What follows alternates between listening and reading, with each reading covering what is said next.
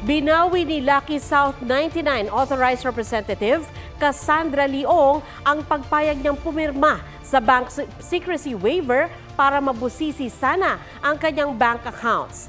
Ayon kay Congressman Dan Fernandez, nangangamba si Ong na baka magamit itong ebidensya sa kasong money laundering na inihain ng PAOK at Anti-Money Laundering Council laban sa kanya. Tinanggihan din daw ni Ong na isiwalat sa executive session ang impormasyon tungkol sa Pogo. Napaamin naman siya ng mga kongresista tungkol sa inapply niya na lisensya sa PAGCOR para sa Pogo. Naunang itinanggi ni Ong na may nalalaman siya sa operasyon doon ng Pogo. Ang ilang beses na ginamit na nagpaparenta lang siya ng mga gusali sa mga Chinese businessmen. PAGCOR is not giving a license for apartments or buildings. They are giving licenses for Pogo. You applied for a license from PAGCOR to operate what? To operate Pogo po. Yun! For renewal po. Ibig sabihin. Kalaunan, bumagsak umano ang blood sugar level ni Ong kaya inutos ng Kamara na itakbo siya sa ospital. Hindi raw magiging madali ang pagpapauwi kay dating Mayor Alice Guo na naaresto ngayong araw sa Indonesia ayon sa Department of Justice. Batay sa ilang Indonesian websites, may hinihingi umanong kapalit ang Indonesian government para kay Guo.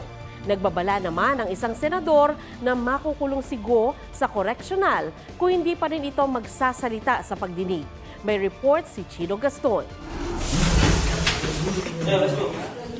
Sa Tanggerang City, Indonesia, nagtapos ang ilang buwang pagtatago ni dating Bamban Tarlac Mayor Alice Guo. Inaresto ng Indonesian Police si Guo sa tinutuluyan niyang apartment mag-aalauna ng madaling araw oras sa Pilipinas kanina. 2 linggo yan matapos dumating sa Indonesia.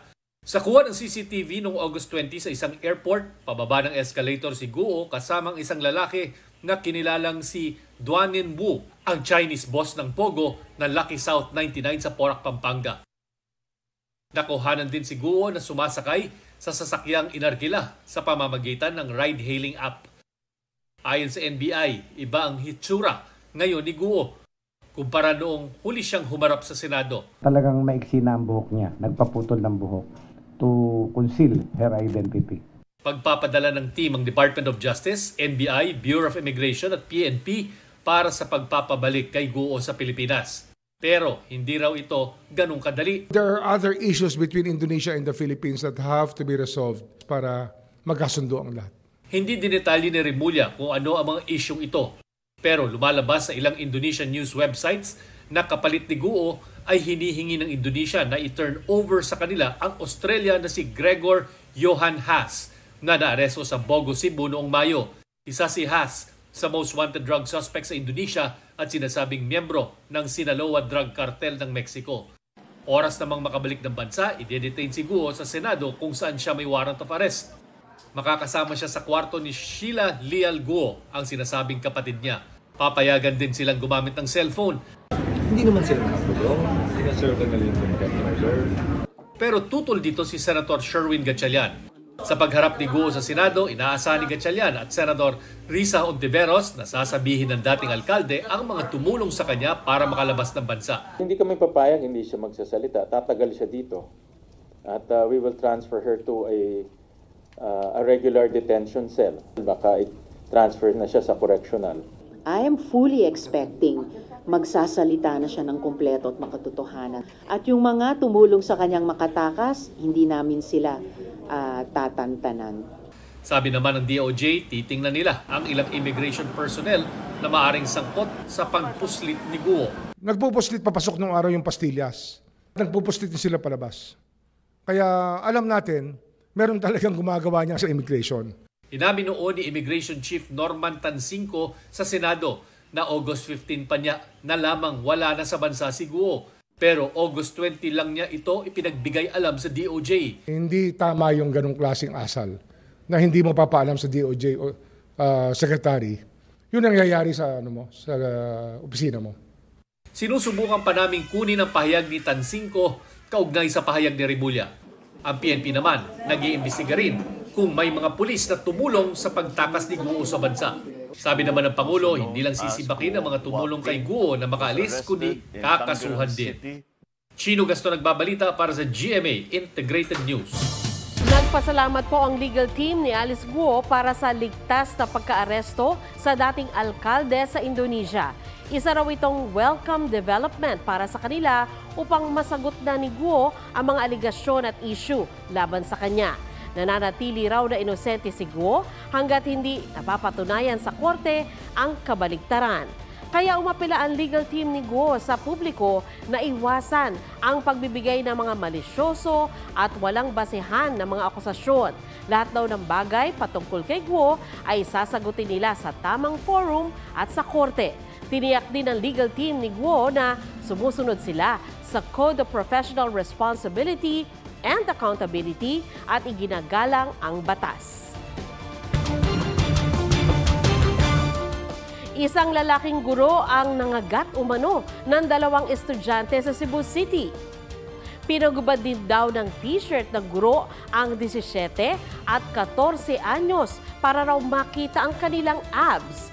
Ayon sa Cebu City Police Office, desididong magsampa ng kaso ang ama ng isa sa mga estudyante laban sa guro. Kasama sa isusumiting ebidensya ang medical certificate ng mga biktima at testimonya ng mga saksi. Nag-iimbestiga na raw ang paaralan na iparating na rin sa DepEd ang insidente. Tumangging magbigay ng pahayag ang inirereklamong guro. Biglang kabig ang dating hepe ng Davao Prison and Penal Farm sa kanyang pahayag tungkol sa pagpatay sa 3 Chinese drug lord sa kulungan noong 2016. Itinuturo na ngayon ni Senior Superintendent Gerardo Padilla si retired Police Lieutenant Colonel Royina Garma. Hepe noon ng CIDG Davao si Garma at kalaunay nagsilbing General Manager ng PCSO. Sa kanyang naunang affidavit, sinabi ni Padilla na hindi niya nakausap si Garma. Pero kanina, sinabi niya sa kamera na tinawagan siya noon ni Garma at pinagbantaang huwag makikialam sa utos ng patayan. Pero posible raw na nasa likod ni Garma si dating Pangulong Rodrigo Duterte. Sinusubukan pa naming kunin ang pahayag ni Garma na inisyuhan na ng sabina ng Kamara. Humiling naman ng executive session si Padilla para idetalye ang iba pa raw niyang nalalaman sa patayan sa kulungan noong Duterte administration. Wala pang pahayag tungkol dito ang dating Pangulo.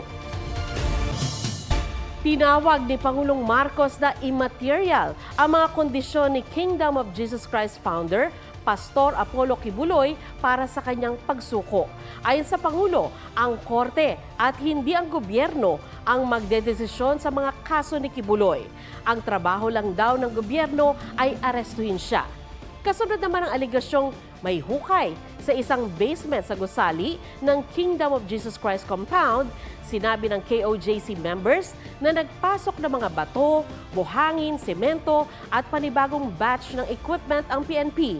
Paliwanag ng PNP, lahat ng dinadala nilang gamit sa compound ay nakatutulong at kailangan para mahanap si Kibuloy at 4 na iba pang kapwa akusado.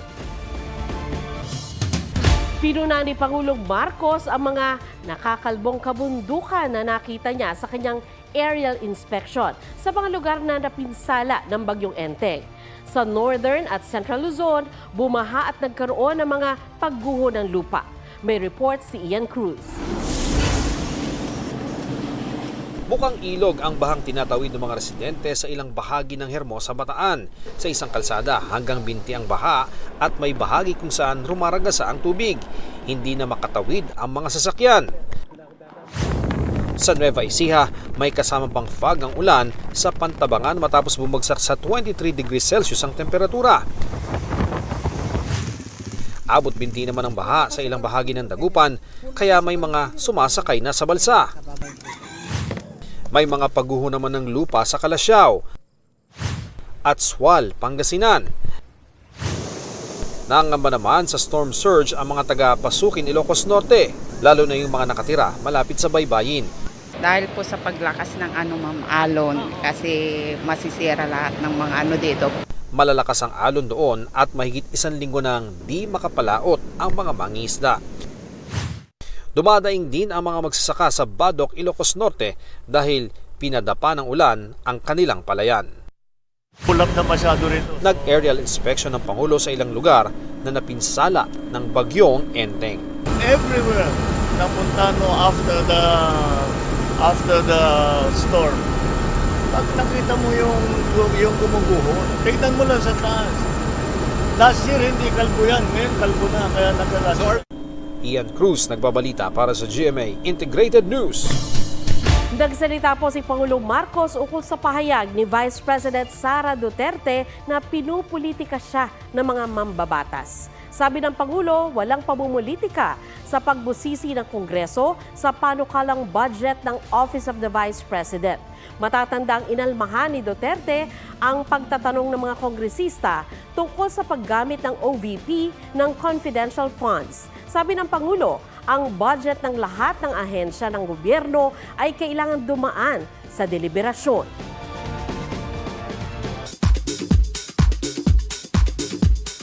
SB19 leader na si Pablo, napapayag daw na mag-coach sa The Voice Kids Philippines dahil gusto niyang maibahagi ang kanyang kaalaman sa pagpe-perform. Shining inheritance star Kailin Alcantara, nag-dinner sa Manhattan sa New York kasama ang basketball player na si Kobe Paras para sa kanyang 22nd birthday. Happy birthday! Nanood din sila ng Broadway musical na Wicked. Team Iya at True Arellano, inanunsyo ang paparating na baby number 5 sa isang welang video. RM Right People Wrong Place documentary ni RM ng BTS nakatakdang ipalabas sa 29th Busan International Film Festival. At K-pop group na ITZY naghahanda na para sa full group comeback next month. Nelson Canlas nagbabalita para sa GMA Integrated News. Sa mga taga-Bataan at Zambales, magdoble ingat dahil nakataas pa rin ang orange rainfall warning. Ayon niya sa Pag-asa, magtatagal yan hanggang alas 2 ng madaling araw. Yellow rainfall warning naman ang nakataas sa Metro Manila at Tarlac, Pampanga, Cavite, Batangas, Rizal at ilang bahagi ng Bulacan. Aminado si Filipino Olympian and pole vaulter EJ Obiena na nadismaya siya sa 4th place finish niya sa Paris Olympics.